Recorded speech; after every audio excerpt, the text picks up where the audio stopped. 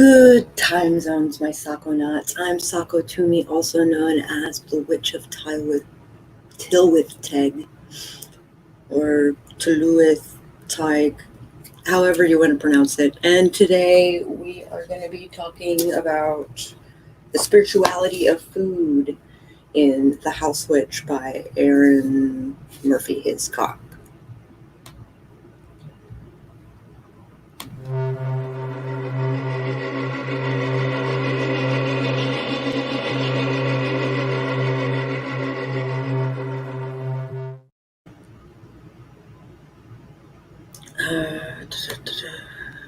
If we haven't met before, I'd like to welcome you to my channel. It is very nice to meet you. And if you have been here before, it's so lovely to see you back. I love you guys. You might notice that I am dolled up. Good morning, Katerina. Good morning, Bonnie. I am dolled up because I was doing things media-wise for fellow author tutors. Hello, Ginny. I'm so glad to see you. Why, thank you, Katerina. It's been sitting in my living room for since the solstice, since the longest night. So that's been a thing. All right. My system is lagging. My system is lagging. Are you catching up? You seem to be catching up. Okay. Why meow? Why meow? All right. I'd like to start this morning with a grounding ritual to start your day. This starts just outside of your domain. So if you've not created a domain, you might want to sign up for my newsletter, which is linked below in the description. Sit with your hands in your lap and close your eyes. Take a deep breath in through your nose and hold it for a moment. And as you let it out completely through your mouth, let go of the tension from the night and the grogginess of the morning. Take another deep breath in. As you breathe in, imagine you are breathing in pure love. As you breathe out, imagine you are breathing out forgiveness. Take a third deep breath in, and as you do so, imagine a light coming in at the top of your head. It enters at the top of your head and spreads down over your face, neck, and shoulders. This cleansing light now expands along your back, down your legs, and out through your feet.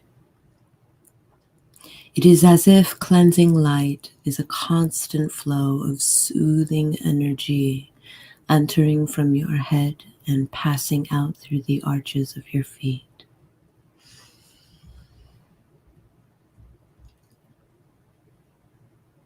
You are just outside the door of your domain. The air is crisp and cool.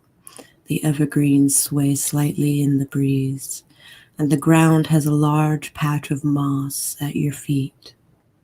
Step barefoot onto the moss. Feel how soft it is, and feel the solid ground underneath. That light coming into your head can now be translated into energy that you can send out through your feet. Convert the light into roots and send the roots out the bottoms of your feet and deep into the earth, as deep as you can. The soil is fresh easy to toil, easy to carve a path down. Feel how anchored you are, how close to the earth. Reach as far down as you can. The earth hugs your roots comfortably, no matter how sharp or curly, no matter how many times they split off. Slowly pull the roots back up the way they came. Your roots slither through the dark, the soil filling in its wake. Pull the roots back into your feet, convert it back to the light, and let the light filter through you and out the top of your head. Take one more deep breath in and begin to wiggle your fingers and toes. When you are ready, open your eyes.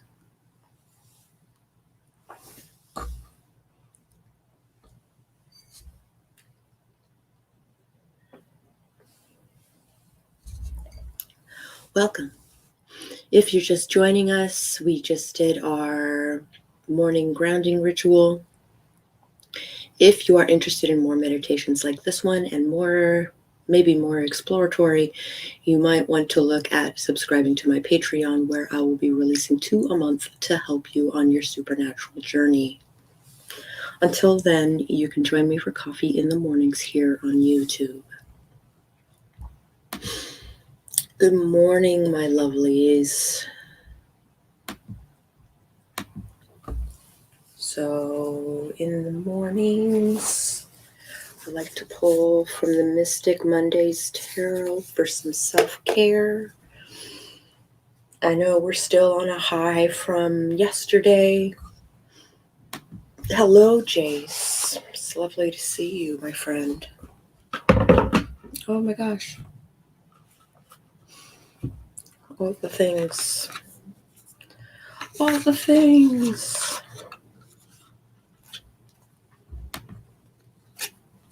Don't need the white card.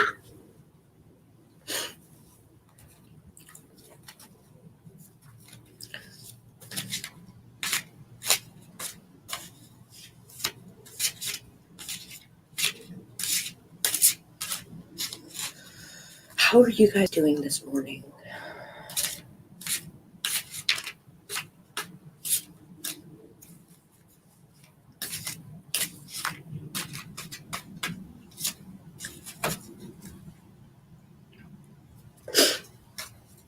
Oh my goodness. All right, here we go. The Chariot reversed.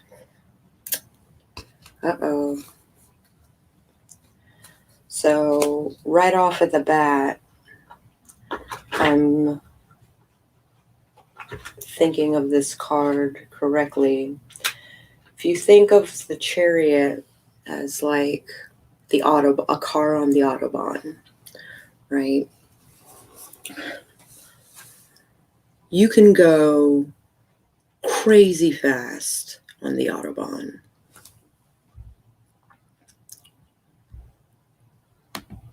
Hey, Madam Ansa, it's so good to see you.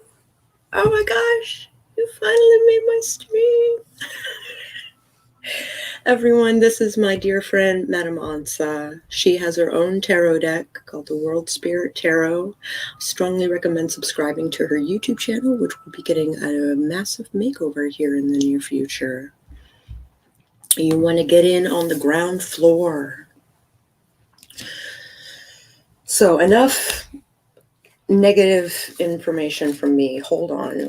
Let's look at what the book says.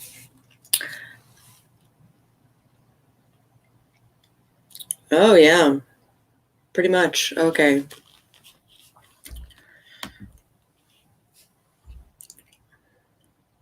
Yay!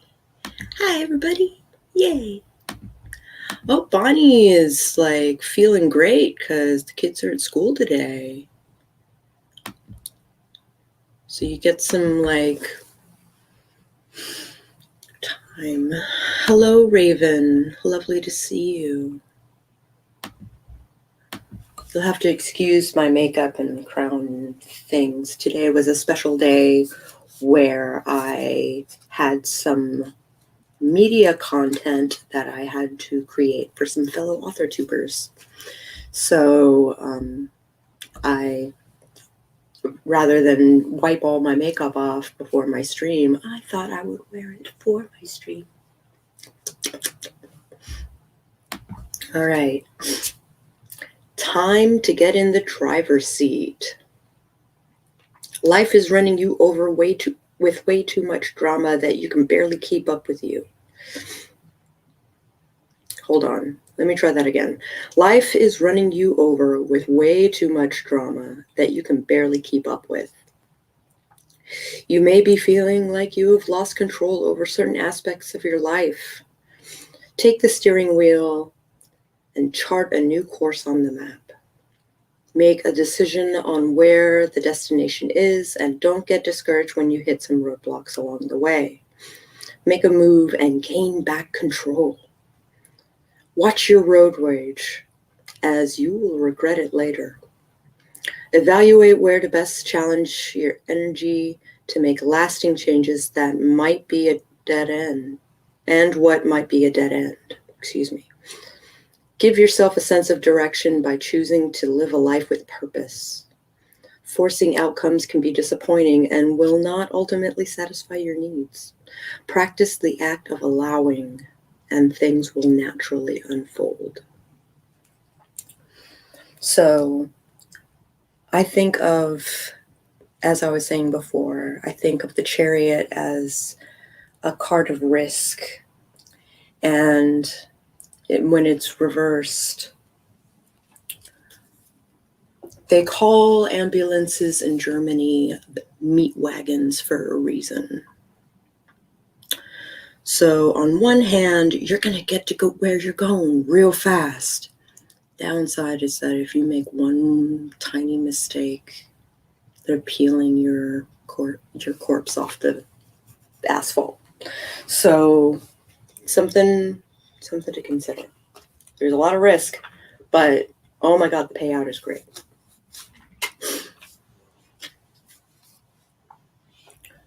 All right.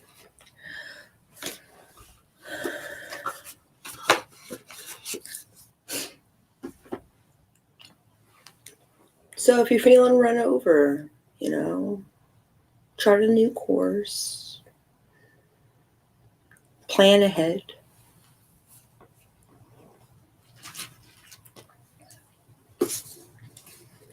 I know things are exciting right now, but all right, the spirituality of food.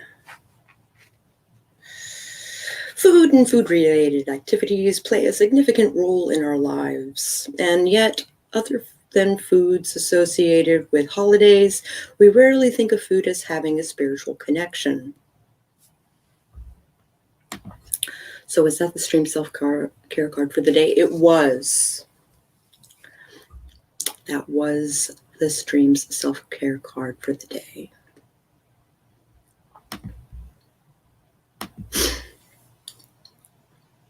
Food is a very physical thing, and as such, we often forget that it has a place within our spiritual lives as well. This chapter is divided into two parts.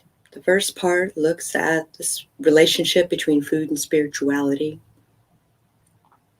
The second half focuses on simple hearth-based and hearth-associated dishes and recipes. Oh, I'm very glad.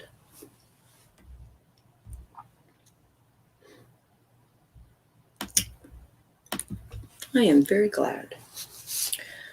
Think about food. Recognizing the spiritual aspect of food is an informal act that you can perform to touch your spirituality on a daily basis. Here's an exercise that can reveal some interesting facts about your eating habits. For 1 week, keep a journal of what food you prepare and what you consume. Note down the following: the ingredients, total time spent assembling and cooking, time spent eating, where you ate it, how much was eaten and how much was left over, if leftovers were eaten the next day or in days following, and what spiritual practices you engaged in while you did any or all of the above. What prayers did you say? Did you specifically add an ingredient or herb with a magical intent? Did you leave an offering to a spirit or God? And if you did so, when? The collection of information can teach you a great deal about how much weight you give to various steps of the food preparation and consumption process. The energy of food. When you handle something, part of your personal energy is transferred to it. Your base energy is affected by your emotional state, which acts as a lens or filter through which your personal energy passes and is thereby affected by it. I would like to, greet Kat for this morning. Hello, Kat. I'm so glad you could make it. And also talk about when I was at my most turbulent, when I was a teenager, that energy that that emotional energy that I was creating, was shattering dishes. Just holding them in my hand and they would shatter while I was doing dishes. That was somewhat common. We went through a lot of dishes. This is important to remember all the time. It's one of the reasons you're not supposed to handle sacred objects without being properly prepared. But it's particularly important to remember when you handle food.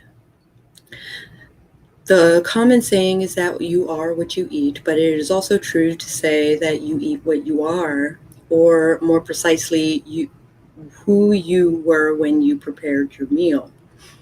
And if you're eating a meal prepared by someone else, you are consuming some of their energy too. This may make you look at eating in a different way, especially if you do it a lot because you think you can't cook, or it seems inconvenient, or you don't enjoy your kitchen. I don't enjoy cooking. Simple as that. I don't enjoy cooking. If it takes more than 20 minutes, I am no longer hungry by the time the meal is done. And half the time I make the meal, and then by the time I get around to eating it, I don't want to eat it anymore. So I'm really better off with my husband making the meals, because I am grateful for anything that he puts in front of me. He is the mage of the kitchen. That is his domain. The spiritual dimension of food and food-related activity nourishes the soul through the exchange of energy. Preparing and consuming food spiritually is an act of appreciation for the here and now. Consuming food spiritually can involve thinking about the food's sources, its connections, its associations to the season, its place in your life, and the impact its energy has on yours, among others things. Those things. The spiritual appreciation of food is subtle, but it nourishes and strengthens your connection to the spiritual aspect of the world around you. Everyone eats. It's one of the basic physical needs. A personal, spiritual connection to your food gives it another dimension beyond the basic physical relationship of fuel to consumer, however. The very least food can do is deliver the basic calorie package with its vitamins and nutrients to the consumer. It only makes sense to enhance it by handling it with awareness at every step of the process in order to maximize its spiritual potential. Why would you not want to provide the maximum amount of good the food could do for those to whom you serve it? And why would you not use food as a spiritual expression and mode of communication? Because your energy affects food at every stage of the process of preparation and consumption, it's important to be aware of your energy while you do it. Oh my gosh, Christina has shown. Oops. I had to jump. Hello, Christina Poe. I'm so glad to see you. It's weird when she was younger and when we were separated and she had primary custody of her son. My ex was very cooking centric, even up to the year before we tried to reconcile. Almost immediately after she moved into my place, I became the primary cook in the house, and she basically just ate whatever I made or snacked constantly throughout the day.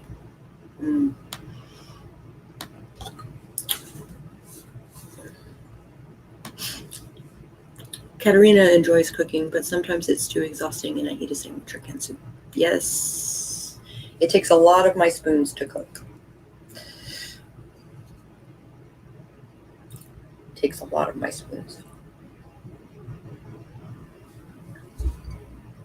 All right.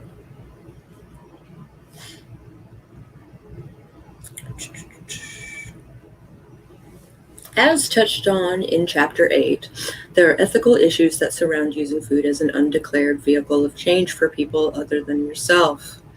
It may be interpreted as magic manipulation and a trespass among someone's free will. Without the subject's consent. This is a good rule to keep in mind. How you prepare and consume food has a spiritual impact upon you and those you feed. So great to see you all. I got massively drunk last night, so did I, and sang myself to sleep while watching after the party. Oh, the after party, yay. To the point where I was like live streaming my drunk shopping, which I didn't buy anything. I was just window shopping. I put things in my cart, and that's about all that happened. And that propensity was passed to our son, wherein I know my son knows how to cook because his mother made a point of teaching him how, but he now follows in his mother's footsteps. And really eating meals when I make them. Could be a depression thing, too.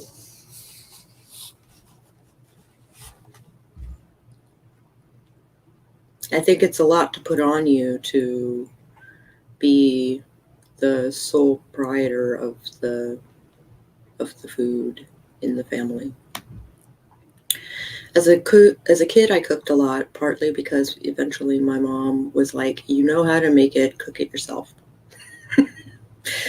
I see. I don't know if that's good or not. I fell asleep by 8 p.m., sad to miss the fun. That's okay. You got your rest. That was important.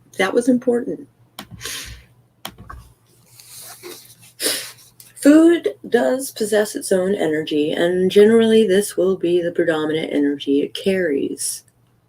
The energy of every person who has handled it will add to it, however, modifying and shaping the innate energy to various extents. An offering of food to a deity is an offering of the food's energy, but it is also a sacrifice of the physical benefit that might be obtained from it. Theoretically, the spiritual reward for the offering outweighs the sacrificed physical benefit.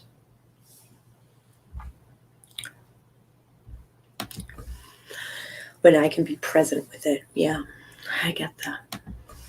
Well, in her case, I suspect depression is part of it. In his case, I think it's his autism spectrum that taking the time to cook is seen as a waste of his effort unless he's forced to do so. Yeah. It's possible.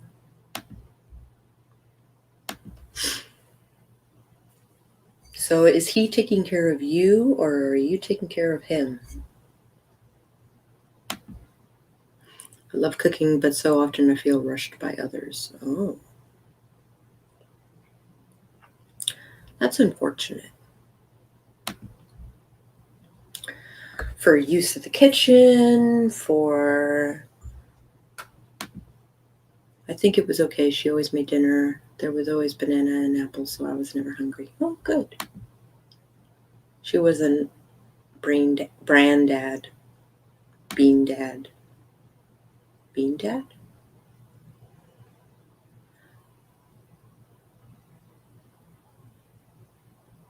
I don't know what bean dad is. I'm not gonna lie. All right, food and the seasons. In today's world, you can eat strawberries in January and cherries in November. We've forgotten that once upon a time, people had to seize the opportunity to enjoy seasonal food within a limited time frame. Well, there's a reason why, it's more expensive when it's out of season. He's 21, so I don't know that either of us are actually taking care of the other per se. So you're like roommates?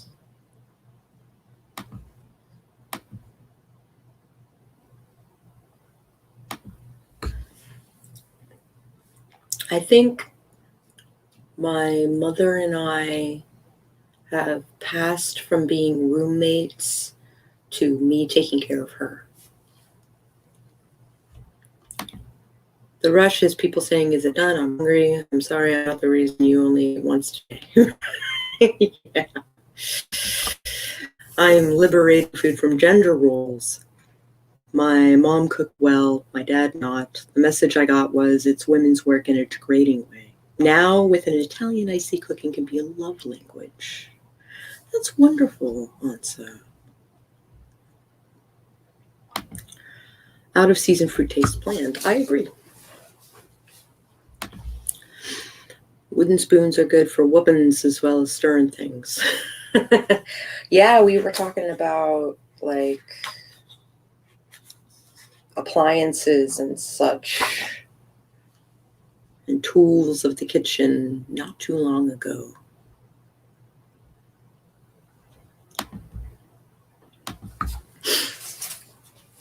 But yes, Kat, you can whoop people with a wooden spoon and no, don't do that. Don't do that.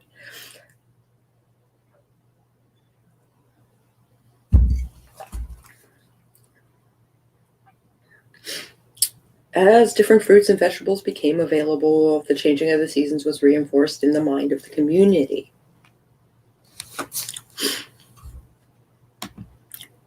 Cooking was love in my house for sure. My dad cooked food that he loved. My mom cooked food that was necessary for nutrients. So my dad would do like special things. There was like a special breakfast of SOS, like cream chipped beef over toast, or sausage, gravy, toast, SOS. And it's more of a border at the moment. Yeah, I get you.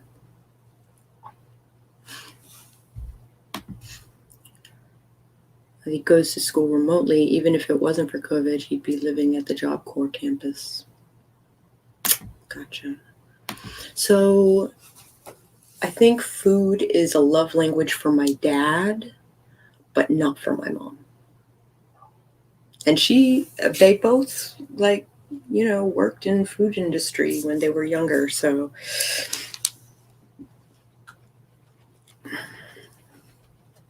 she was a baker and dad was a line cook. My dad cooked for us primarily growing up. Like he'd work a 10-hour day and come home and cook us dinner. And when my parents were together, my dad and stepmom both love to cook, so they share responsibility, I assume. Made the best eggs and really good sandwiches. When I was in college, I was really big on specialty sandwiches. I mean, I would make specialty sandwiches.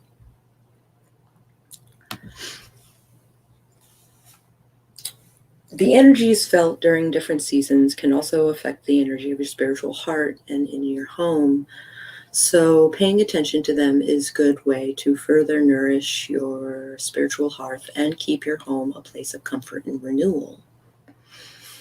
You can explore the seasonal and spiritual aspects of food today by shopping regularly at a farmer's market.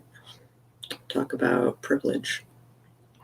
Week by week, the produce available will vary in supply and quality.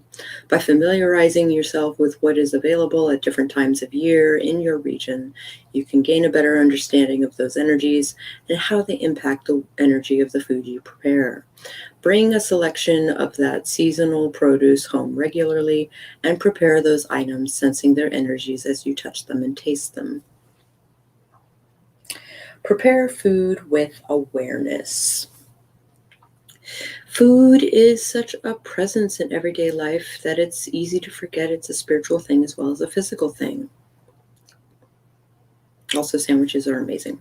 Yes, I agree. They can suck or they can be awesome. I mean, that could be said about any food, right? Let's see.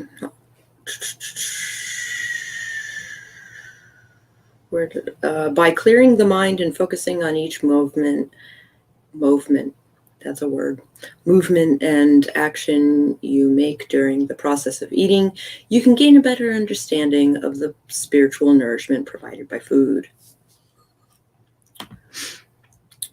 I can make something exactly how my dad makes it and it just isn't as good, like even an egg sandwich or a tuna salad sandwich. I know what you mean. My sister, she made my grandmother's recipes verbatim. Verbatim. And for some reason, my grandmother's cooking was always eons better. Just eons better. I've gotten close. But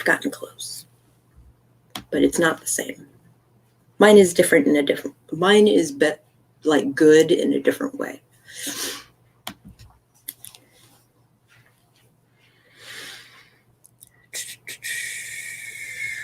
On a practical level, this practice also relaxes the mind and the body, which in turn facilitates the consumption and digestion of the food, as well as deepening your appreciation for the taste and texture. Eating simply to keep yourself alive denies the spiritual aspect of the act, much like my childhood, especially when we were poor.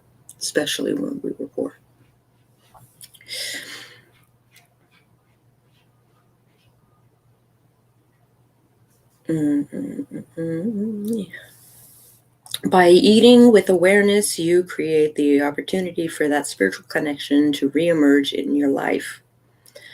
To add dimension to the spiritual aspect of your relationship with food and eating, try the following. When you plan a meal, think about the various sources and origins of the food, different foods you intend to involve. Bailey is showering and keeps yelling, "Mommy!" only to find that she wants multiple high fives and knuckle bumps while in the shower. I like her spirit.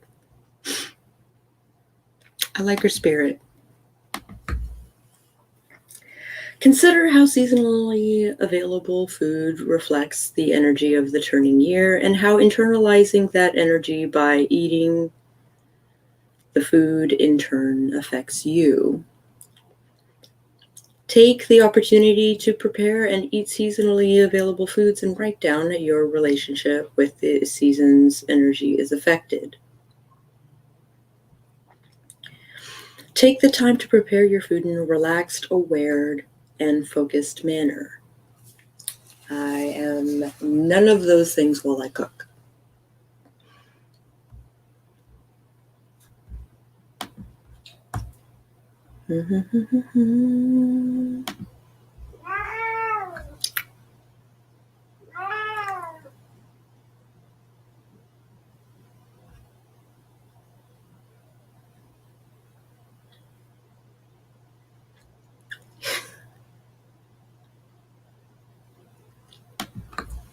Sorry, I got distracted by messages.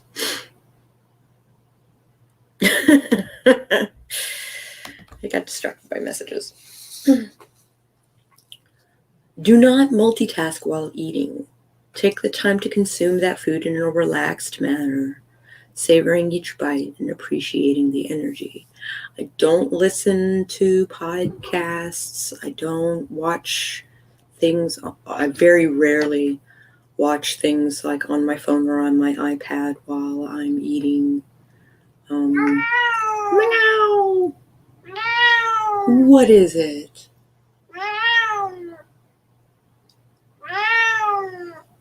You have food, you have water, there's a cat box with litter in it. He's not harassing you. What do you want? What do you want? I need a translator for my cat.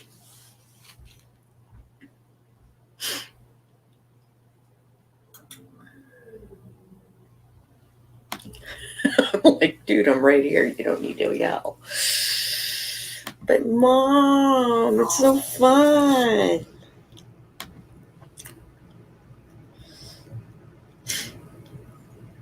Kitty agrees with us. What, multitasking? Gemini multitasks always. In the bathroom, kitchen, traffic. Yeah. I have to say Ansa is one of the most industrious people that I know. So I understand the multitasking all the time. All the time. I'm bad about it. I love stories while I'm eating. I literally can't eat without watching something or doing something else. If you can... So when my mom is in town, and frankly, even when she's not, I kind of demand that I have a at the table meal with my family. Because it might be the first time that day that I see my family. So dinner is devoted to family.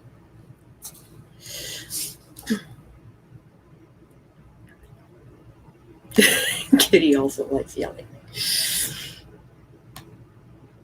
Let me sing you the song of my people. Wow. She just looked at me. She's like, why are you mocking me? I'm sorry, baby. Yeah. So maybe listen to I am going to be present with my food meditation while eating. Yeah, no kidding. Hilarious.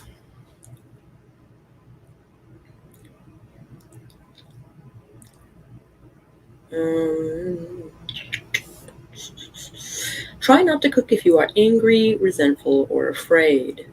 The energy transfers to the food. The energy creates less than supportive environment. Catslation, pet me! Meal times when I was a kid were always combined with TV, whether it was news, cartoons in the morning, my mother's soap operas for lunch, or the news in the evening. Eating a meal without entertainment or distraction of some sort is positively alien to me.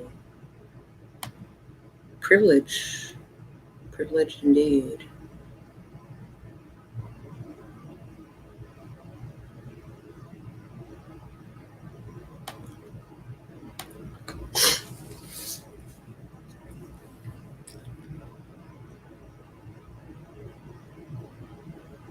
Always sit down to eat. Honor the food and the people eating it by taking the time to sit and consume it.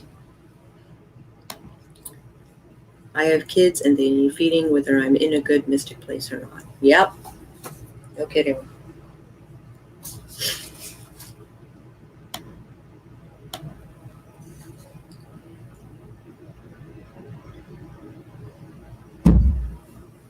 Privilege indeed.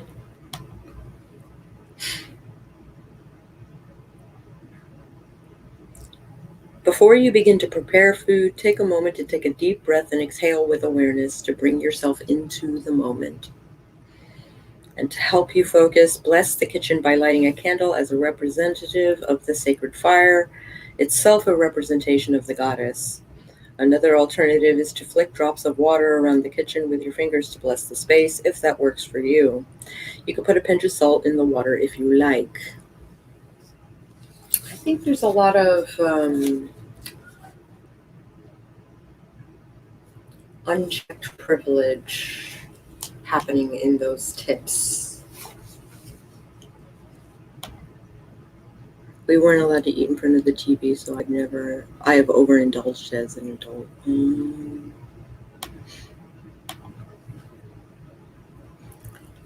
I tend not to watch things while I eat. That is rare. I might do it for lunch, occasionally.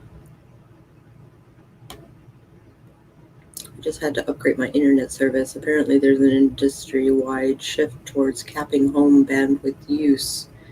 Xfinity caps you at 1.2 terabytes if you don't pay a separate fee for unlimited data. I switched to Verizon for pretty much that reason. 1 o'clock in the morning, every morning, my internet would cut out for like an hour at a time, which was my gaming time. So I switched to Verizon and I haven't had trouble since. I stream all day. My husband streams for classes all day and all night.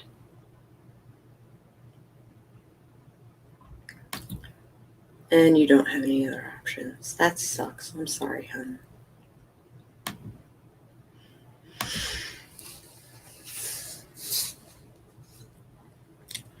Like other work in the kitchen, if your mind wanders when you set out to prepare food in a spiritual frame of mind, or if you have difficulty focusing on the spiritual aspect, don't stress about it.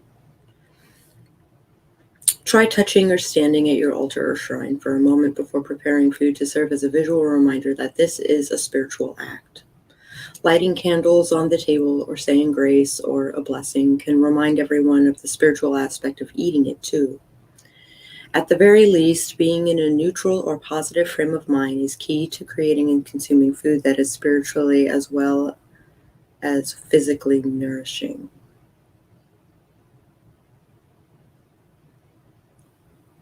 I don't know how I feel about that. Like, yeah, I'm on meds and stuff now, right? But I was doing a lot of cooking while I was depressed, and you know what?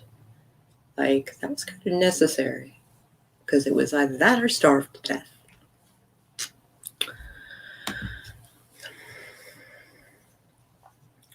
Honor the spiritual energy of the food you eat by acknowledging its presence and participation in your own spiritual practice.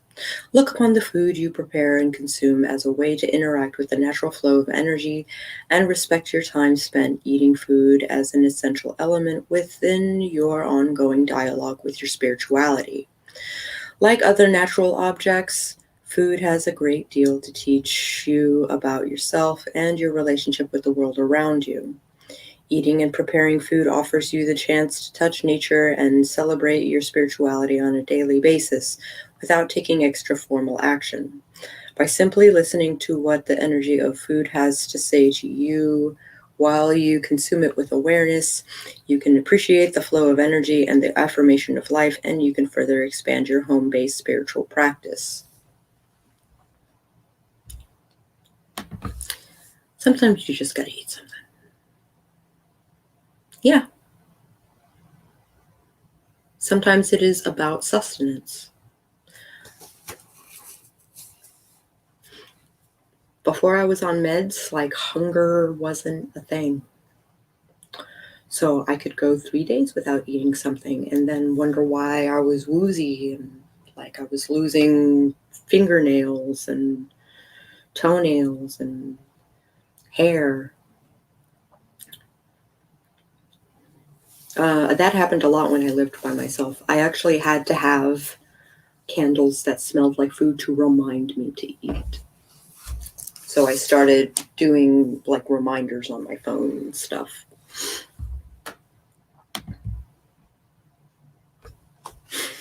Sometimes it is just about sustenance. If you are interested at all in cooking on an open hearth, be it in a fireplace or outdoors, an excellent source is William Rubel's The Magic of Fire, Hearth Cooking 100 Recipes for the Fireplace or Campfire. I do like the idea of being able to cook in my fireplace. Oh, recipes. I might skip through these. So they talk about how to make bread, how to use bread machines, how to make scones, how to make focaccia,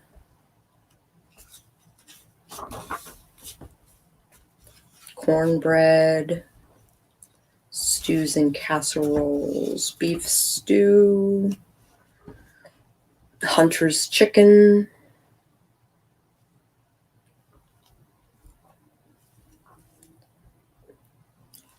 and that's portobello beef chili. I would say either portobello or beef.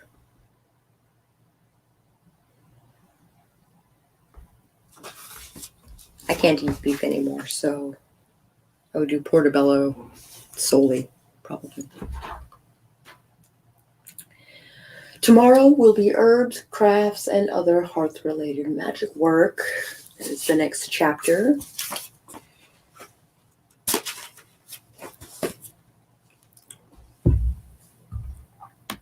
Oops.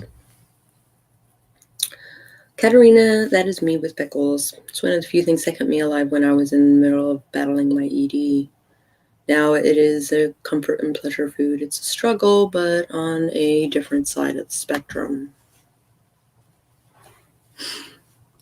I cannot eat beef.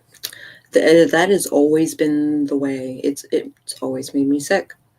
So I don't eat beef. Simple as that. I can eat deer, so it's not like a red meat thing. Granted, I've never had a lot of deer.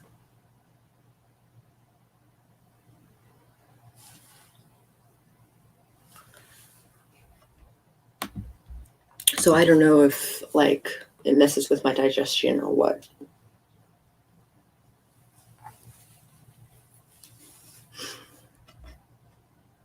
There are a few things that I cannot ingest. I smell like beef. Pickles are great for electrolytes for sure.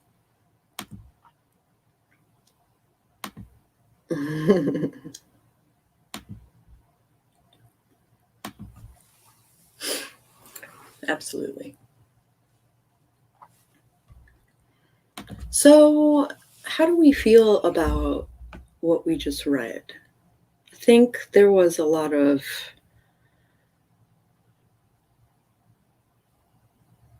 that whole like you have to be happy and at least neutral while you cook in order for it to be spiritually nourishing. I think that's a load of crap. I don't think that's true at all.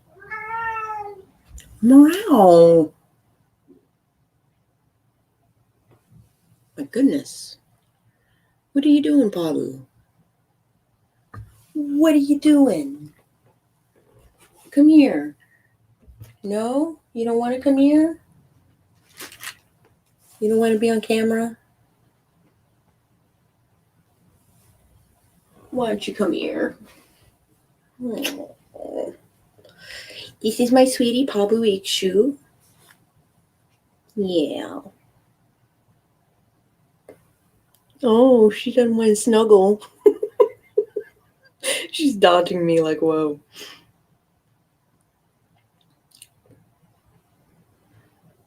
I am all for paying attention and being more conscious as you do food. I think so too. I try to be conscious while I eat. Being conscious while I cook is a challenge. I feel like the energy you put into something crafty, and I do consider cooking a craft, is going to come through in the result and how it influences you. I think passion is passion, right? Passion is powerful. So if you're angry, or if you're full of love, or you're deeply depressed, or anything like that, it's the intensity of the energy that makes art. Wow. Kitties and toddlers, one and the same. I like the idea of cooking being a spiritual thing. I totally agree that your mood comes through in the making of your food itself. Now, if I could cook without distractions, that would be divine. I think if you have kids, like, it's kind like you're kind of exempt. What? You're kind of exempt from most of the things she talked about. I mean, you can try to be mindful and more aware of while you're doing the things, but that's while you're doing anything, literally anything else. Lots of emotions have power, so it doesn't have to be all white lately. Absolutely. Such a demanding kitty voice. Yes, she's very demanding. And I never know what it is she wants. She didn't want love. She has food. She has water.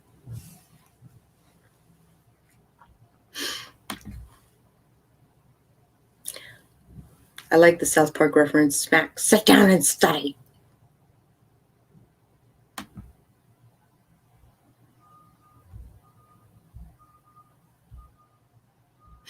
Okay. Well, we were feeling this book like pretty strongly up until that chapter, right? So I think being mindful while you do anything, let alone cooking and eating and such like that, I think is Buddhism in practice, basically.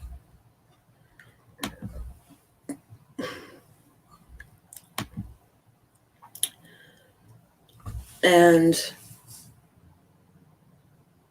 I think that's the whole thing with Buddhism, is that in general, you are mindful with everything you do. Everything. Right? So, which is why I found it interesting with CBT.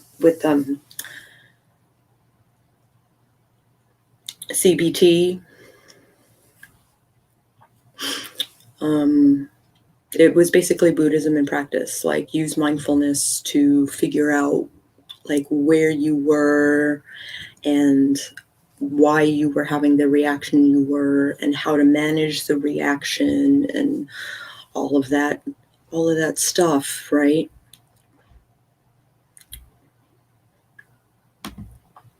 If only that worked in real life without CPS being called. Yeah, no kidding. You liked this chapter. It helped to remind me to be more present, even in the daunting everyday tasks that I take for granted.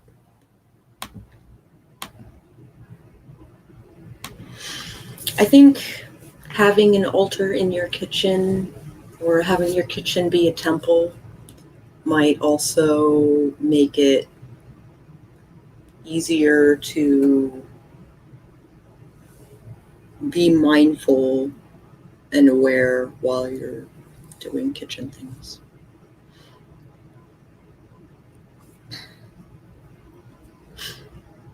Well, thank you all for joining me today for Spirituality and Food in the House Switch by Aaron Murphy Hiscock, yes. If you liked this video at any point, I strongly recommend that you hit the like button, and if you are interested to see what the rest of this book is like, I ask that you subscribe and maybe even ring that bell to in the off chance that it notifies you when I go live or post a video. And if you would like to support me in some way, I do have a Patreon, which is linked in the description below. And I will catch you guys on the flip side.